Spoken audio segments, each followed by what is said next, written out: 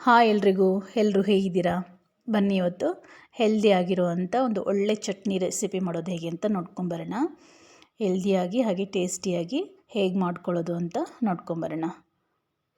ಬನ್ನಿ ಈಗ ಅದಕ್ಕೆ ಏನು ಬೇಕು ಅದು ಹೇಗೆ ಮಾಡೋದು ಅಂತ ನೋಡ್ಕೊಂಡು ಬರೋಣ. ನೋಡಿ, ಇದರದ್ದೇ ಚಟ್ನಿ. ಇದು ಬಂದು ಮಂಗರವಲ್ಲಿ ಅಂತ ಹೇಳ್ತಾರೆ, ನೆಲ್ಲೇರು ಅಂತಲೂ ಕೂಡ ಕರೀತಾರೆ. ಇದು ಮೂಳೆ ನೋವುಗಳಿಗೆ, ಜಾಯಿಂಟ್ ಪೇನ್ಸ್ ಏನೇನಿರುತ್ತೆ ಅದಕ್ಕೆ ತುಂಬಾ ಒಳ್ಳೆಯದು ಅಂತ ಹೇಳ್ತಾರೆ.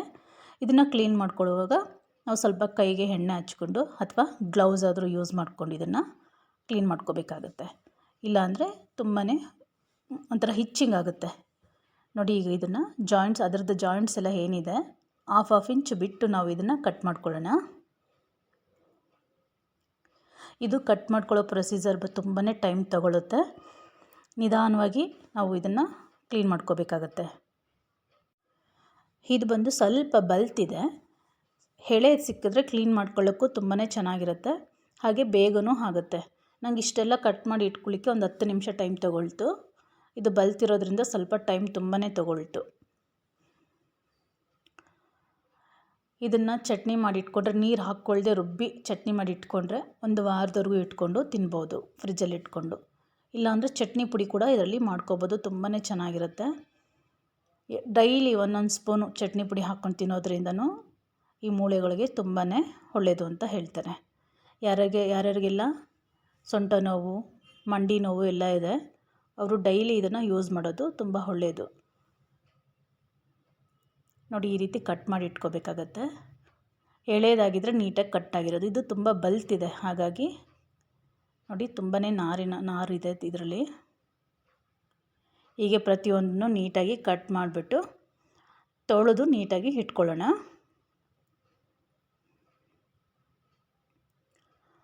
ತುಂಬ ಪೇಷನ್ಸಿಂದ ಮಾಡಬೇಕಾಗತ್ತೆ, ತಾಳ್ಮೆ ಇರಬೇಕಾಗತ್ತೆ ತುಂಬಾ ಇದು ಕ್ಲೀನ್ ಮಾಡಲಿಕ್ಕೆ.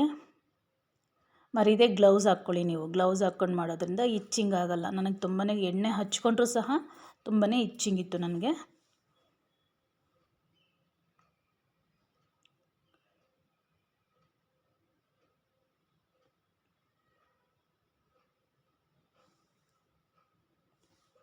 ಬನ್ನಿ ಈಗ ಇದು ಹೇಗೆ ಮಾಡೋದು ಅಂತ ನೋಡ್ಕೊಂಡು ಬರೋಣ.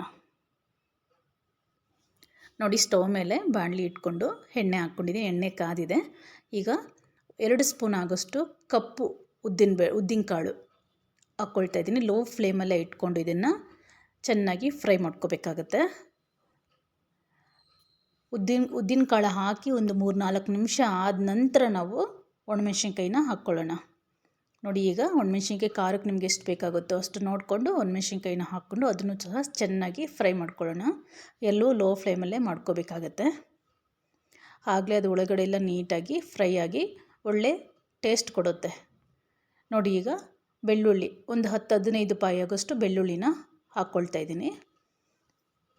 ಬೆಳ್ಳುಳ್ಳಿನೂ ಸಹ ಚೆನ್ನಾಗಿ ಫ್ರೈ ಮಾಡ್ಕೋಬೇಕಾಗತ್ತೆ. ಇದೆಲ್ಲ ಆದಮೇಲೆ ಒಂದು 1/4 ಸ್ಪೂನ್ ಆಗೋಷ್ಟು ಮೆಂತ್ಯ, ಹಾಗೆ ಒಂದು 1/2 ಸ್ಪೂನ್ ಆಗೋಷ್ಟು ಜೀರಿಗೆ, ಅದನ್ನು ಹಾಕ್ಕೊಂಡು ನೀಟಾಗಿ ಫ್ರೈ ಮಾಡ್ಕೊಂಡ ನಂತರ 2 ಈರುಳ್ಳಿನ ಹಾಕ್ಕೊಳ್ತಾ ಇದ್ದೀನಿ. ನಾವು ಈರುಳ್ಳಿ ಬಂದು ಅದು ಏನಿದೆ ಮಂಗರವಲ್ಲಿ ಏನಿದೆ ಅದು ಸೇಮ್ ಕ್ವಾಂಟಿಟಿ ನಾವು ಈರುಳ್ಳಿನ ಹಾಕ್ಕೋಬೇಕಾಗತ್ತೆ. ಈರುಳ್ಳಿ ಎಲ್ಲ ಚೆನ್ನಾಗಿ ಫ್ರೈ ಆದ ನಂತರ ಒಂದು 3 ಎಸಳು ಆಗೋಷ್ಟು ಕರಿಬೇವನ್ನು ಹಾಕ್ಕೊಂಡು ಚೆನ್ನಾಗಿ ಫ್ರೈ ಮಾಡ್ಕೊಳ್ಳೋಣ. ಈಗ ನೋಡಿ, ನಾನು ಕ್ಲೀನ್ ಮಾಡಿ ಇಟ್ಕೊಂಡಿರೋಂಥ ಈ ಮಂಗರವಲ್ಲಿನ ಹಾಕ್ಕೊಂಡು ಚೆನ್ನಾಗಿ ಫ್ರೈ ಮಾಡ್ಕೋಬೇಕು. ನಿಮಗೆ ಗೊತ್ತಾಗುತ್ತೆ, ಅದು ಫುಲ್ಲು ಕಲರ್ ಚೇಂಜ್ ಆಗುತ್ತೆ. ಇದು ಅಷ್ಟೇ ಒಂದು 5 ನಿಮಿಷ ಟೈಮ್ ತೊಗೊಳುತ್ತೆ, ಚೆನ್ನಾಗಿ ಫ್ರೈ ಆಗಬೇಕು. ಅದೆಲ್ಲ ಚೆನ್ನಾಗಿ ಫ್ರೈ ಆದ ನಂತರ ಒಂದೇ ಒಂದು ನಾಟಿ ಟೊಮೊಟೊ ಹಾಕ್ಕೊಳ್ತಾ ಇದ್ದೀನಿ. ನಮಗೆ ಇದು ಮಂಗರವಲ್ಲಿ ಬಂದು ಒಂದು 5-6 ನಿಮಿಷ ಆದರೂ ಟೈಮ್ ತೊಗೊಳುತ್ತೆ. ಇದು ಬಲ್ತಿರೋದ್ರಿಂದ ಸ್ವಲ್ಪ ಟೈಮ್ ತೊಗೊಂಡಿದೆ. ಅದೇ ಹೇಳೋದಾದರೆ ಇನ್ನೂ ಸ್ವಲ್ಪ ಬೇಗನೆ ಬೆಂದಿರೋದು. ಒಂದು ನಾಟಿ ಟೊಮೊಟೊ ಹಾಕ್ಕೊಂಡು ಅದನ್ನು ಚೆನ್ನಾಗಿ ಫ್ರೈ ಮಾಡಿಕೊಂಡು ನಂತರ ಒಂದು 2-3 ಸ್ಪೂನ್ ಆಗೋಷ್ಟು ಕಪ್ಪು ಎಳ್ಳು ಹಾಕ್ಕೊಳ್ತಾ ಇದ್ದೀನಿ. ಅದನ್ನು ಹಾಕ್ಕೊಂಡು ಚೆನ್ನಾಗಿ ಫ್ರೈ ಮಾಡ್ಕೊಳ್ಳೋಣ.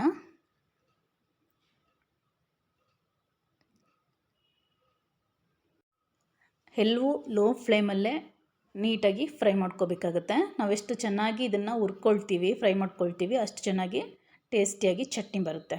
ಈಗ ಸ್ವಲ್ಪ ಕೊತ್ತಂಬರಿ ಸೊಪ್ಪು ಹಾಕ್ಕೊಳ್ಳೋಣ. ಅದನ್ನು ಚೆನ್ನಾಗಿ ಫ್ರೈ ಮಾಡಿಕೊಂಡು ನಂತರ ಸ್ವಲ್ಪ ಹುಣಸೆಹಣ್ಣು, ಈಗ ಆಲ್ರೆಡಿ ನಾನು ಒಂದು ನಾಟಿ ಟೊಮೊಟೊ ಹಾಕಿದ್ದೀನಲ್ಲ, ನೋಡಿಕೊಂಡು ನಾವು ಹುಣಸೆಹಣ್ಣು ಬಳಸ್ಕೋಬೇಕಾಗುತ್ತೆ. ನಾನಿಲ್ಲಿ ಸಣ್ಣ ನಲ್ಲಿಕಾಯಿ ಗಾತ್ರದಷ್ಟು ಹುಣಸೆಹಣ್ಣು ಬಳಸ್ತಿದ್ದೀನಿ. ಚೆನ್ನಾಗಿ ಇದೆಲ್ಲ ಹಾಕ್ಕೊಂಡು ಫ್ರೈ ಮಾಡ್ಕೊಂಡು ನಂತರ ಸ್ವಲ್ಪ ಅರಿಶಿನ ಮತ್ತು ಹಿಂಗು ಕೊನೆಯಲ್ಲಿ ಹಾಕ್ಕೊಂಡು, ಈಗ ಸ್ವಲ್ಪ ಅರಿಶಿನ, ಒಂದು ಅರ್ಧ ಸ್ಪೂನ್ ಆಗೋಷ್ಟು ಹಿಂಗು ಸ್ವಲ್ಪ ಹೆಚ್ಚಿಗೆ ಹಾಕ್ಕೋಬೇಕಾಗತ್ತೆ. ಇದನ್ನು ನೀಟಾಗಿ ಮಿಕ್ಸ್ ಮಾಡಿಕೊಂಡು ಸ್ಟವ್ ಆಫ್ ಮಾಡ್ಕೊಳ್ಳೋಣ. ಸ್ಟವ್ ಆಫ್ ಮಾಡ್ಕೊಂಡು ನಂತರ ನಾವು ತೆಂಗಿನ ತುರಿನ ಹಾಕ್ಕೊಳ್ಳೋಣ. ನಾನಿಲ್ಲಿ ಒಂದು 3/4 ಚಿಪ್ ಆಗೋಷ್ಟು ತೆಂಗಿನಕಾಯಿ ತುರಿನ ತೊಗೊಂಡಿದ್ದೀನಿ. ಸ್ಟವ್ ಆಫ್ ಮಾಡಿಕೊಂಡು ನಾವು ನಂತರನೇ ನಾವು ತೆಂಗಿನ ತುರಿನ ಹಾಕ್ಕೋಬೇಕಾಗತ್ತೆ.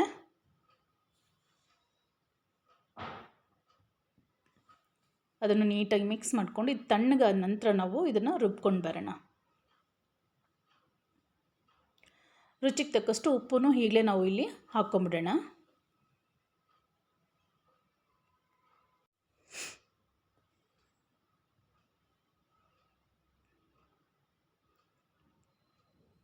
ರುಚಿಗೆ ಎಷ್ಟು ಬೇಕಾಗುತ್ತೋ ಅಷ್ಟು ಉಪ್ಪನ್ನು ಹಾಕ್ಕೊಂಡು ನೀಟಾಗಿ ಮಿಕ್ಸ್ ಮಾಡಿಬಿಟ್ಟು ತಣ್ಣಗಾದ ನಂತರ ರುಬ್ಕೊಂಡು ಬರೋಣ.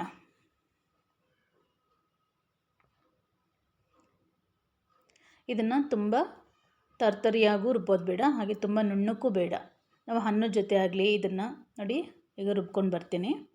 ಇದನ್ನು ಅನ್ನದ ಜೊತೆ ತಿನ್ಬೋದು, ಚಪಾತಿ, ಪೂರಿ, ದೋಸೆ, ಇಡ್ಲಿ ಯಾವುದು ಜೊತೆಗೆ ಬೇಕಾದ್ರೂ ತಿನ್ಬೋದು. ತುಂಬಾ ಟೇಸ್ಟಿಯಾಗಿರುತ್ತೆ.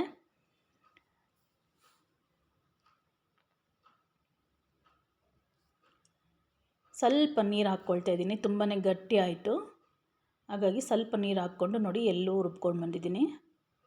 ನೀವು ನೀರು ಹಾಕ್ಕೊಳ್ದೆ ರುಬ್ಬಿದ್ರೆ ಒಂದು ವಾರದವರೆಗೂ ಆರಾಮ್ಸೆ ಫ್ರಿಜ್ಜಲ್ಲಿ ಇಟ್ಕೊಂಡು ನಾವು ತಿನ್ಬೋದು. ನೋಡಿ ಇಷ್ಟ ಆದರೆ ಸಾಕಾಗುತ್ತೆ. ನಿಮಗೆ ಬೇಕು ಅಂದರೆ ಒಗ್ಗರಣೆ ಕೊಟ್ಕೋಬೋದು, ಇಲ್ಲ ಅಂದರೆ ಹಾಗೆ ತಿನ್ಬೋದು. ನೀವು ಒಂದ್ಸಲ ಮನೆಯಲ್ಲಿ ಟ್ರೈ ಮಾಡಿ ಹೇಗಿದೆ ಅಂತ ಮರಿದೆ ಕಮೆಂಟ್ ಮಾಡಿ. ಹಾಗೆ ಇನ್ನೂ ಯಾರೆಲ್ಲ ನನ್ನ ಚಾನಲ್ ಸಬ್ಸ್ಕ್ರೈಬ್ ಮಾಡ್ಕೊಂಡಿಲ್ಲ ದಯವಿಟ್ಟು ಸಬ್ಸ್ಕ್ರೈಬ್ ಮಾಡ್ಕೊಳ್ಳಿ. ವಿಡಿಯೋ ಪೂರ್ತಿ ನೋಡಿ ಇಷ್ಟ ಆದರೆ ಮಾತ್ರ ಒಂದು ಲೈಕ್ ಕೊಡೋದನ್ನ ಖಂಡಿತ ಮರಿಬೇಡಿ. ಮರಿದೆ ಎಲ್ಲರೂ ತಿಂಗಳಿಗೆ ಒಂದು ಸಲನಾದರೂ ಈ ಥರದೊಂದು ಹೆಲ್ದಿ ಆಗಿರೋವಂಥ ರೆಸಿಪಿನ ಮಾಡಿ ಊಟ ಮಾಡಿ. ಎಲ್ಲರೂ ಚೆನ್ನಾಗಿರಿ. Thank you for watching. Bye.